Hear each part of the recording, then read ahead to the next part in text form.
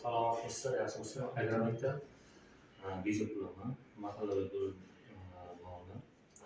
Sizlarga bankimiz tomonidan berilgan kreditlar, mahallalarga qanday yordam berilgan kreditlar bo'yicha qisqacha tushuncha bermoqchiman. Uchrashuvlar mazmuni O'zbekiston mahallada mana shulardan iborat. Hozirgi kunda bizda mahallamizda jismoniy va yuridik shaxslarga kredit berilmoqda. Bankimiz tomonidan berilgan kreditlar jismoniy shaxslarga mahalla loyihasi va biznesga ko'mak loyihalari bor. Ular ishsiz fuqarolarga beriladi.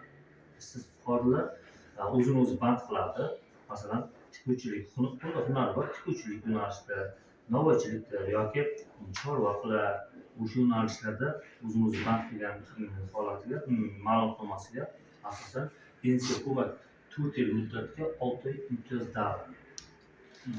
Yillik foiz stavkasi 25%, xotin-qizlarga 23% dan beriladi. 17 million so'mgacha maksimum beriladi. Bunga kafillik, uchinchi shaxs kafilligi bo'lishi mumkin yoki sug'urta polisi kafilligi bo'lishi mumkin. Ikkinchi loyiha esa mahalla loyihasi, bu ham xuddi shu holatda bo'ladi, faqat 50 million so'mgacha bo'ladi. Kredit ta'minotiga uchinchi shaxs kafilligi qo'yiladi. Uchinchi shaxs kafilligi qo'yiladi. 5 yil muddatga 2 yil imtiyoz davri bilan beriladi.